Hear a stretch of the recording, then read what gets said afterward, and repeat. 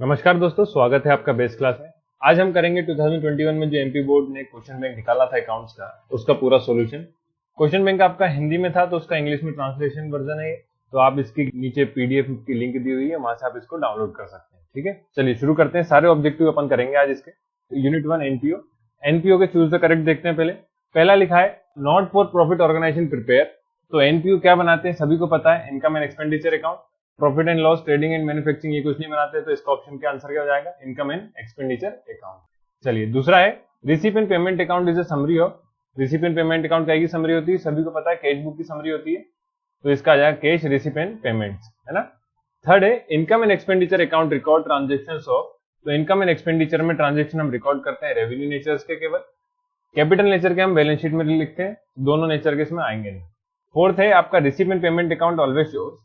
तो receipt and payment account हमेशा क्या बताता है, आपका डेबिट बैलेंस बताता है। क्या बताता है, डेबिट बैलेंस, तो इसका ऑप्शन हो जाएगा ऑप्शन बी। चलिए आगे देखते हैं, fill in the blank. Fill in the blank है पहला, the NPO organisation is has its own dash account. तो इसमें थोड़ा सा आपको करेक्शन करना है। देखिए करेक्शन लिखना है आपको, NPO account based on not for profit organisations account, ये कुछ भी नहीं आएगा, अकाउंट बेस्ड ऑन,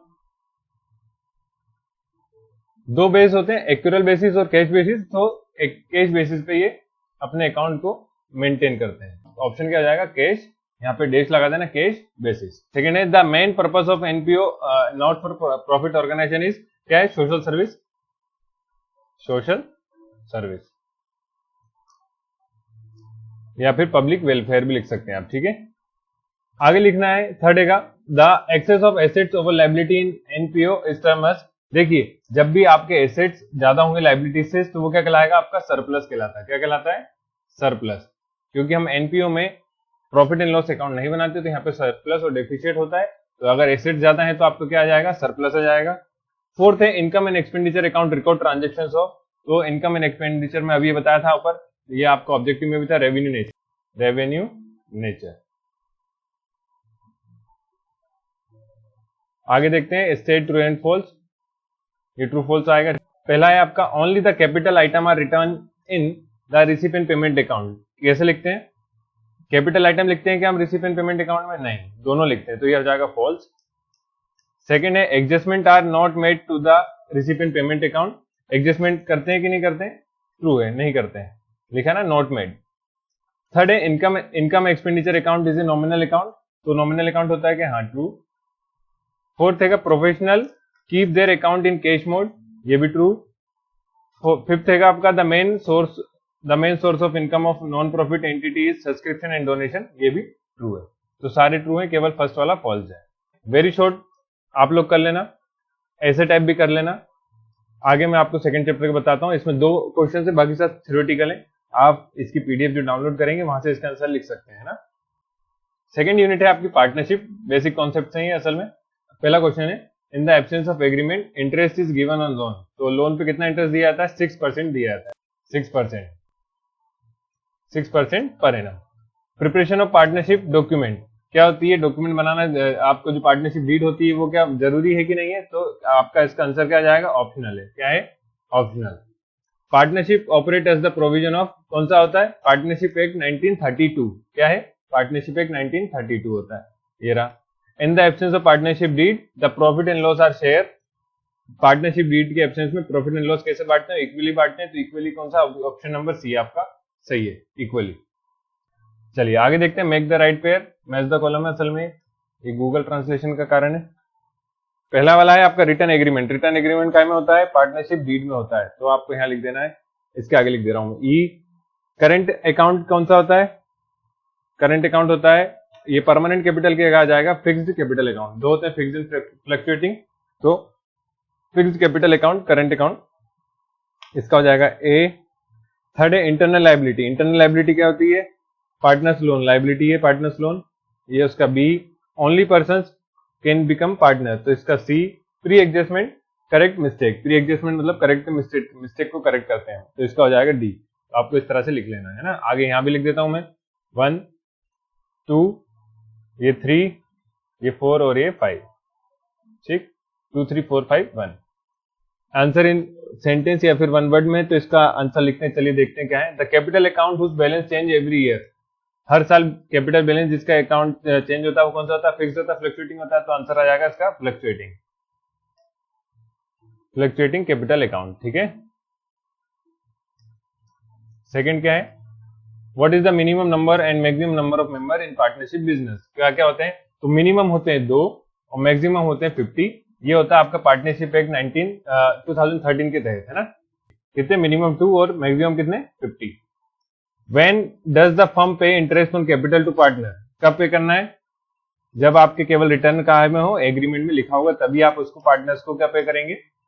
इंटरेस्ट पे करेंगे। अगर नहीं लिखा तो कोई इंटरेस्ट आपको पे करने की जरूरत नहीं है, तो आपको लिखना when return in agreement.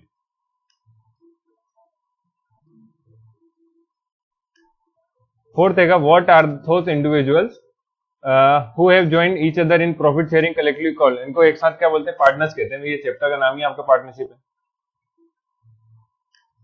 Which account is created to divide the profit among partner? कौन सा अकाउंट बनाते हैं? Profit and loss appropriation account, PNL appropriation account.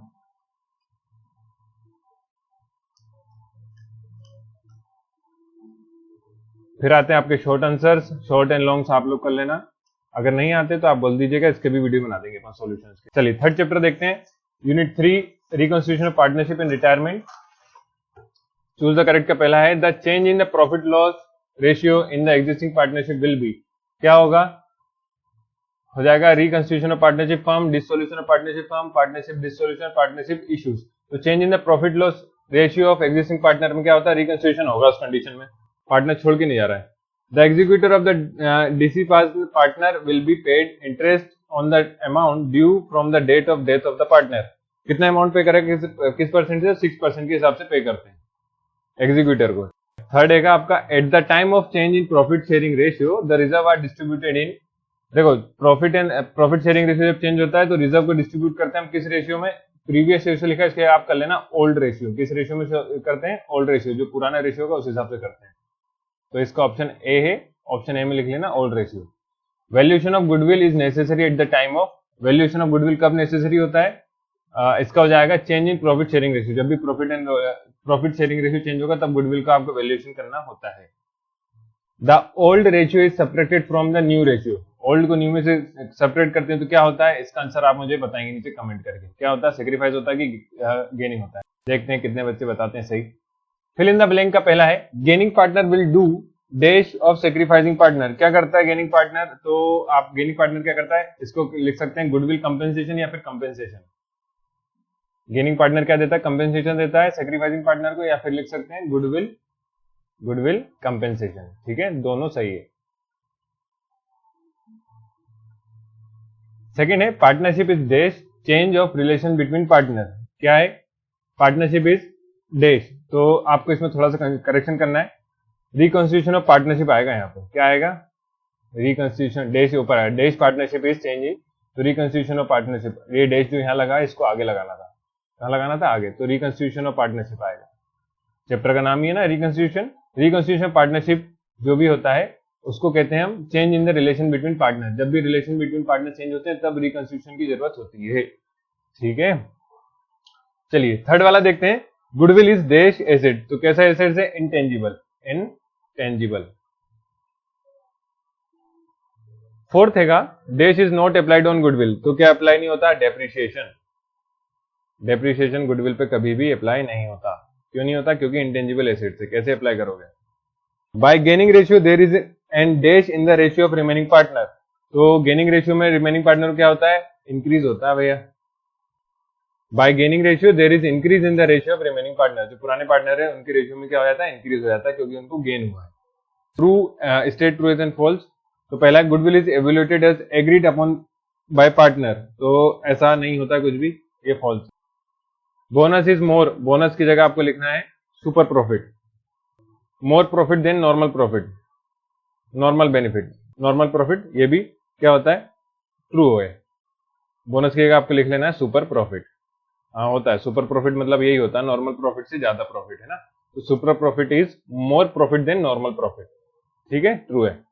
Third है the combined life insurance policy does not have surrender value. तो surrender value होती है कि नहीं होती? नहीं होती है, false. Retiring partner does not have the right to the amount of goodwill, तो ये भी फॉल्स है। फिफ्थ देखते हैं, amount payable to retiring partner may be paid in instalment, instalment पे कर सकते हैं क्या? हाँ कर सकते हैं। 3 कंडीशन होती है, तीनों कंडीशन अच्छे से पढ़ लेना। मेक द राइट पेयर देखते हैं आगे। पहला है अकाउंटिंग स्टैंडर्ड 10, अकाउंटिंग स्टैंडर्ड 10 में किसके बारे में लिखा हुआ है? गुडविल के बारे में लिखा हुआ है, तो पहला ऑप्शन ये है। पेमेंट ऑफ लीगल रिप्रेजेंटेटिव, तो लीगल रिप्रेजेंटेटिव का पेमेंट कैसे करते हैं हम? ऑन पार्टनर डेथ, काय पे करेंगे? पार्टनर की डेथ पे करेंगे। थर्ड हैगा taking leave from the firm, जब भी लीव लेंगे तो क्या होगा? विड्रॉल। थर्ड हैगा वैल्यूएशन ऑफ गुडविल, वैल्यूएशन कब करते हैं हम? रिकंस्ट्रक्शन के टाइम पे करते हैं, ये फोर्थ। और revaluation account, revaluation of assets and liability होती है इसमें, ठीक। 5, ये पांचों क्वेश्चंस हैं। आगे देखते हैं answer in one word. What is the basis of evaluation of goodwill, किस बेसिस पे करते हैं? प्रॉफिट बेसिस पे करते हैं। किस बेसिस पे? प्रॉफिट बेसिस पे। व्हाट इज नॉर्मल प्रॉफिट, तो नॉर्मल प्रॉफिट क्या होता है? आपको रेट ऑफ रिटर्न जो भी आपको मिलता है, आपने कैपिटल इम्प्लॉयड करा था उस पे, तो इसका लिखना पड़ेगा आपको rate of return on capital. आपने जितना भी कैपिटल लगाया उस पर आपको जो भी रेट ऑफ रिटर्न पैसा मिल रहा है रिटर्न, वो आपका नॉर्मल प्रॉफिट होता है। इस valuation of goodwill necessary for change in profit ratio, तो इसका आंसर सिर्फ यस आएगा, हाँ जरूरी होता है। Which account is open on payment by annuity to the partner, कौन सा अकाउंट ओपन करते हैं अपन? Annuity सब्समिशन account. मैंने बोला 3 कंडीशन होती है आपको पेमेंट करने की, तो तीनों कंडीशन अच्छे से पढ़ना। जब हम एन्युटी से आपका पेमेंट करेंगे किसी भी पार्टनर का, रिटायरिंग पार्टनर का, तो आपको एन्युटी सस्पेंशन अकाउंट ओपन करना होता है। Write a reason for the partners to retire from the firm, क्या 5-6 रीजन हो सकते हैं, तो सबसे इजी लिख सकते हैं ड्यू टू इल हेल्थ, खराब स्वास्थ्य के कारण रिटायर हो सकते हैं पार्टनर। उसके अलावा और भी कंडीशन है, जो आपको लगे वो लिख सकते हैं, है ना। वेरी शॉर्ट आंसर आप लोग कर लीजिएगा, लॉन्ग भी। और चलिए आगे देखते हैं। फिफ्थ डिसोल्यूशन का पहला है रियलाइजेशन अकाउंट इज, क्या होता है रियलाइजेशन अकाउंट? कैसा है? नॉमिनल, पर्सनल या फिर प्रॉफिट एंड लॉस या पार्टनर्स, तो इसका है नॉमिनल अकाउंट। कैसा अकाउंट है? नॉमिनल अकाउंट होता है। सब सिलेक्ट हो गया, नॉमिनल करना है ना, सिर्फ nominal account. On dissolution of firm its assets and liability are transfer to, कहां पर करते हैं हम? रियलाइजेशन अकाउंट में। On dissolution of firm its assets and liability are transfer to in the realisation account, तो कहीं भी नहीं लिखा। Revaluation account to profit and loss account, capital account, recovery account. तो रिकवरी अकाउंट को आपको काट के क्या कर लेना है? रियलाइजेशन अकाउंट करना है, रियलाइजेशन अकाउंट में करते हैं, तो डी आंसर सही हो जाएगा, रियलाइजेशन अकाउंट। थर्ड हैगा the balance of profit and loss account of the firm under dissolution is transfer to, जो बैलेंस है वो कहां ट्रांसफर करते हैं डिसोल्यूशन में? पार्टनर्स कैपिटल अकाउंट में, है ना, पार्टनर्स कैपिटल अकाउंट में। तो ए ऑप्शन सही है इसका। At the time of dissolution the bank overdraft account is transfer to, bank overdraft account is transfer, कहां ट्रांसफर करते हैं? डिसोल्यूशन में। इसका ऑप्शन हो जाएगा रियलाइजेशन अकाउंट, काय में? Realisation account. Fill in the blank में पहला है on dissolution the assets of the firm are transfer to realisation account at their original value, original book value, जो भी बुक वैल्यू में है उसके अकॉर्डिंग हम ट्रांसफर करते हैं। सेकेंड है after dissolution of the firm partners can transact their own, क्या करते हैं? बिजनेस, खुद के बिजनेस के अकॉर्डिंग करते हैं। थर्ड हैगा after the dissolution of the firm the dissolution of dash also happen, तो पार्टनरशिप का डिसोल्यूशन भी होता है जब फर्म का डिसोल्यूशन होता है तो। और bankruptcy of all partner is dash dissolution of the firm, कैसा है? कंपलसरी डिसोल्यूशन होता है जब बैंकरप्ट हो जाती है कंपनी, है ना, आपका फर्म जो भी, तो कंपलसरी डिसोल्यूशन आएगा, compulsory dissolution up to the firm. Answer in one word देखते हैं। When is the realisation account created, कब बनाते हैं रियलाइजेशन अकाउंट? ऑन, जो चैप्टर का नाम है वही, on dissolution of partnership firm. आप पूरा लिखना, मैं शॉर्ट में लिख दे रहा हूं। Dissolution of firm due to efflux of the time, मतलब कि टाइम के एंड होने पे, एंड भी लिख सकते हैं, due to end of the time, तो उसको कहते हैं डिसोल्यूशन बाय एग्रीमेंट। एग्रीमेंट के अकॉर्डिंग ही आपका टाइम का एंड होता है, डिसोल्यूशन बाय एग्रीमेंट। जब टाइम एंड हो जाएगा तो उसको डिसोल्यूशन, कैसा डिसोल्यूशन बोलते हैं ये पूछा है उसने। Which side of the account of the account for the payment of unreturned liability in realisation account, किस साइड लिखते हैं? डेबिट साइड लिखते हैं। किधर लिखते हैं? Debit side. आपको पूरा लिखना है debit side. On which side the realisation expense been accounted in realisation account, तो रियलाइजेशन एक्सपेंस कहाँ लिखते हैं अपन, ये भी डेबिट साइड ही लिखते हैं, इसका भी डेबिट साइड। शॉर्ट आंसर्स हैं। फिर आते हैं अगले चैप्टर पे, unit 6 accounting for shares capital and debenture, ये बहुत अच्छे से पढ़ना है आपको।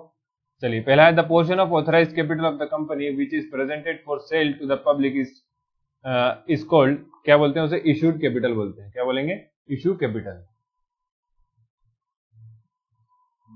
तो पहला ऑप्शन है इसका आंसर सही है। Interest on call in arrear is charge according to table A, तो आपको बहुत ध्यान रखना है कि अकॉर्डिंग टू टेबल ए होता है 5% और अकॉर्डिंग टू टेबल एफ होता है, अकॉर्डिंग टू टेबल एफ होता है आपका क्या, 10%। तो हमसे पूछा है सिर्फ कितने का, टेबल ए के अकॉर्डिंग पूछा है, तो आपको लिखना है 5%, और मैक्सिमम जो है वो भी 10% ही है। तो कई जगह बुक में आपको 10 दिया हुआ है, आपको लिखना लेकिन क्या है 5 लिखना है, क्योंकि अकॉर्डिंग टू टेबल ए लिखा हुआ है। चलिए, थर्ड है the portion of capital that is short only at the closing of the company, इस कंपनी क्लोजिंग के टाइम पे जो शॉर्ट होता है वो क्या है आपका, रिजर्व कैपिटल होता है। क्या होता है, reserve capital. The security premium is, security premium क्या है आपका, कैपिटल प्रॉफिट है, इनकम प्रॉफिट है, कैपिटल लॉस या इनकम लॉस, तो इसका आंसर है कैपिटल प्रॉफिट होता है। क्या होता है, capital profit. Debit on transfer of shares, जब ट्रांसफर ऑफ शेयर करते हैं तो क्या डेबिट करेंगे हम करते हैं यहाँ पे share capital account, share capital account को डेबिट करते हैं। आप जनरल एंट्री देख सकते हैं इसकी, तो आपको याद आ जाएगा। और ये कुछ ऑप्शंस लिखे हुए हैं, शायद इसमें से कोई सा गलत हो सकता है, तो आप देख लेना एक बार, जो मैंने टिक लगाए वो सही है ना। The amount of deduction on issue of debenture, debenture paper के अमाउंट जो डिडक्शन होता है वो कौन सा होता है, कैपिटल लॉस की तरह ट्रीट करेंगे। तो सभी सही हैं लगभग, फिफ्थ का बी लगा हुआ है, तो ये वाला फिफ्थ का गलत है, केवल फिफ्थ का ए आएगा यहाँ पे, है ना। चलो, debenture holder are dash of the company, तो लेंडर्स होते हैं। डिबेंचर ए रिटर्न इंस्ट्रूमेंट है, सर्टिफिकेट कह सकते हैं, लेकिन यहाँ पे हमें इंस्ट्रूमेंट लिखना है। Debenture holder are given priority on dash for the payment, तो किसके ऊपर दी जाती है, डिबेंचर होल्डर्स की जगह पे हम share holder over share, on की जगह आपको क्या लिखना, ओवर लिखना है, और यहाँ पर लिखना है शेयर होल्डर, शेयर होल्डर, क्योंकि शेयर होल्डर असल में मालिक हो जाते हैं। डिबेंचर होल्डर जो है वो आपने क्या लिया हुआ, कर्जदार है, जिनसे आपने पैसा लिया है, तो आपको पहले लेनदार को पैसा देना होता है, मालिक को तो बाद में मिलेगा। The debenture does not have the voting right, क्या राइट नहीं है, वोटिंग राइट, बगल में लिख दिया है। Capital reserve is used to write of the following loss, कौन सा लॉस है, capital loss. Company is an dash created by law, artificial person, company एक आर्टिफिशियल पर्सन है जो नियम के तहत बनाई जाती है। आंसर इन वन वर्ड देखते हैं। The certificate which is given to share holder is called, क्या बोलते हैं, शेयर सर्टिफिकेट। आजकल तो नहीं मिलता, वैसे पहले दिया जाता था, पर उसको शेयर सर्टिफिकेट ही बोलते हैं। Which is the person who founded the company, company found करने वाले को प्रमोटर बोलते हैं। The document related to internal management of the company, उसे बोलते हैं memorandum of association, memorandum, MOA, memorandum of association, association. Fourth है what is called sale of forfeited share, तो सेल जो करते हैं उसे कहते हैं रीइश्यू। जब फॉरफिटेड करते हैं शेयर को, उसके बाद पब्लिक में रीइश्यू करते हैं, तो रीइश्यू ऑफ शेयर बोलते हैं, reissue of share. What is called the renunciation of the right of the shares, तो इसे बोलते हैं, इसकी जगह आप कर सकते हैं, रीयूनिकेशन मतलब सेक्रीफाइस कहते हैं, इसे क्या बोलते हैं, सेक्रीफाइस, तो सरेंडर ऑफ शेयर्स बोलेंगे। तो यहाँ लिख सकते हैं व्हाट इज कॉल्ड रीयूनिकेशन, इसका मतलब यहाँ पे आप सेक्रीफाइस भी लिख सकते हैं इसकी जगह, तो sacrifice of right of the shares को क्या बोलेंगे, सरेंडर ऑफ शेयर करना। और सिक्स्थ है आपका debenture which do not have full mention of interest are called, जिसमें मेंशन नहीं होता उसे बॉन्ड बोलते हैं। जेम्स बॉन्ड वाला नहीं, ये बॉन्ड अलग होता है। स्टेट ट्रू एंड फॉल्स देखते हैं। पहला है bearer debenture can transfer to anyone, इसके आगे फॉल्स लिखा हुआ है, इसको गलत सही कर लेना, ये ट्रू होता है, इजिली कर सकते हैं हम transfer. The coupon rate is fixed on interest rate of the debenture, तो ये फॉल्स होता है, ये कुछ गलत लिखे हुए हैं आगे। Debenture is of the nature of short term loan, debenture short term loan होता है क्या, तो थर्ड भी आपका फॉल्स ही है, तो सही है। The intention of forfeited the share is to cancel the shares, cancel करना होता है शेयर्स का, हाँ सही है। The amount of deduction payable on reissue is transfer to the share holder account, ये ट्रू आएगा, क्या आएगा, true. The private company does not issue prospectus of the company, तो ये भी फॉल्स है, प्राइवेट कंपनी नहीं करती, गवर्नमेंट कंपनी करती है। There should be a minimum time of 2 month between the 2 instalment, ये फॉल्स है। इसके बाद make the right pair, make the right pair देखते हैं। पहला है काउंसलर लिमिटेशंस रूल, तो काउंसलर लिमिटेशंस रूल की जगह आपको करना है यहाँ पे, ये आएगा MOA, memorandum of association, memorandum of association.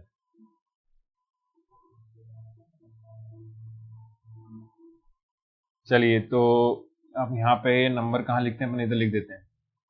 पहला क्या है, मेमोरेंडम ऑफ एसोसिएशन का, इसका आ जाएगा आपका the foundation stone of the company, तो यहाँ पे लिखना है 3, पहले का 3rd। Over subscription, over subscription किस में होता है, रेशियो अलॉटमेंट के टाइम पे किया जाता है, तो इसका जाएगा 6।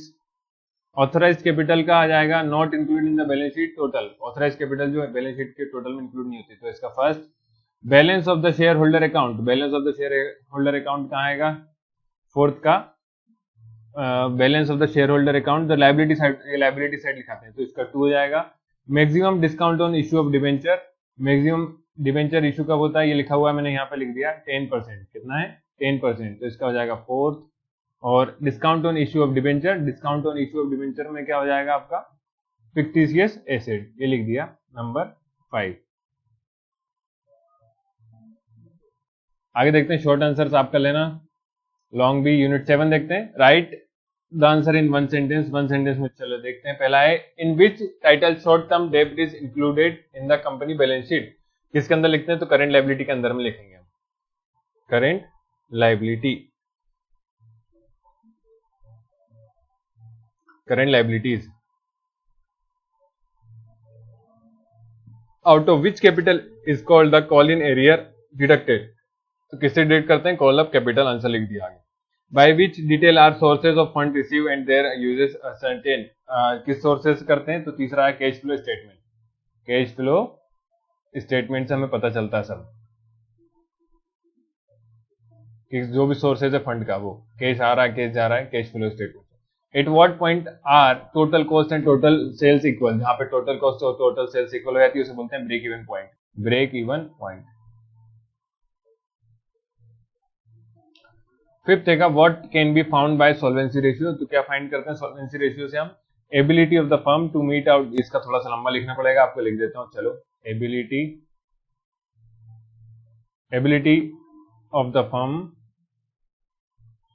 सॉल्वेंसी रेशियो से पता चलता है लॉन्ग टर्म जो भी लायबिलिटीज है वो पूरी कर पाएंगे कि नहीं, तो आपको लिखना है ability of the firm to meet out, to meet out its long term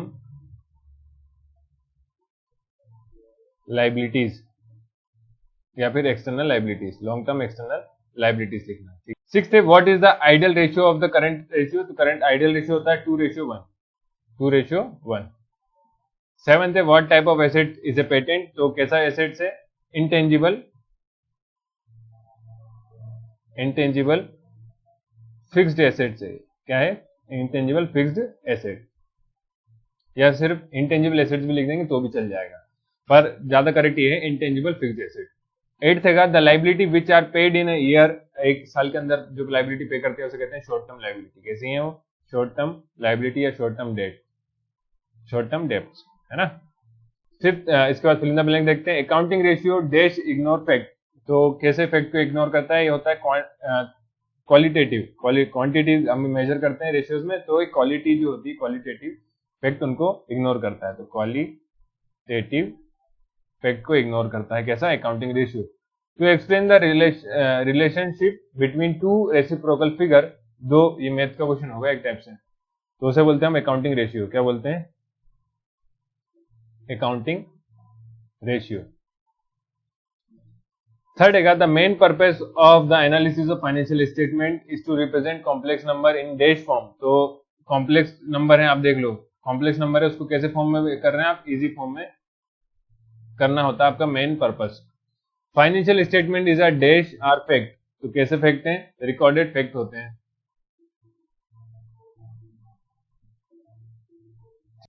according to the company act 2013 the position statement is made according to the schedule, तो इसमें थोड़ा सा फिल इन द ऑब्जेक्ट जगह नहीं दी है, तो यहाँ पे लिखना है शेड्यूल 3, अकॉर्डिंग टू शेड्यूल 3 किसके बारे में बताया, आपके बैलेंस शीट के बारे में बताया गया है। यहाँ पे आपको लिख लेना पोजीशन की जगह balance sheet. To according to company act 2013 the balance sheet statement is made according to the schedule 3, option यहाँ पे डैश रहेगा शायद से, schedule 3। Purpose dividend is indicated under dash title in the balance sheet, तो किसके under होता है, तो यहाँ पे दो ऑप्शन आ जाएंगे। पहला तो हेड आ जाएगा आपका क्या, करेंट लायबिलिटी, करेंट लायबिलिटी,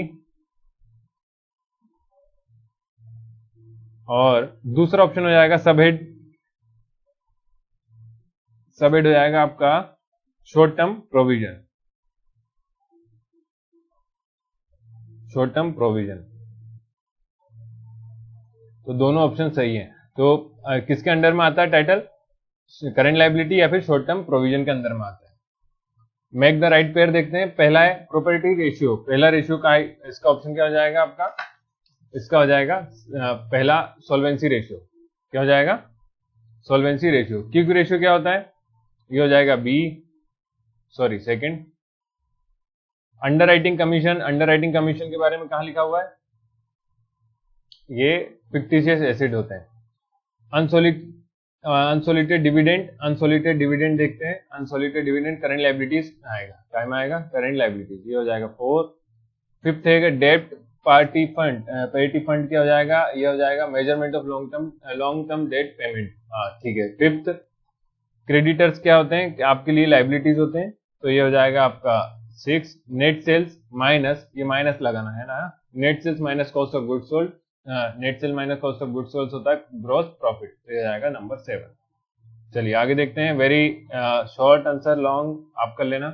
इसके बाद कैश फ्लो स्टेटमेंट, आखिरी चैप्टर हमारा।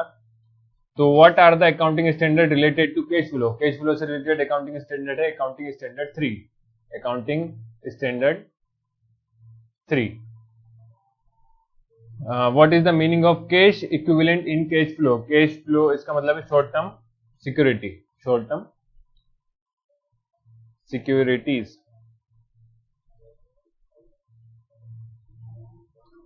The process of buying and selling of long term asset is, क्या बोलते हैं उसे, इन्वेस्टमेंट प्रोसेस, जिसमें आप लॉन्ग टर्म एसेट्स को बाय करते हैं, सेल करते हैं।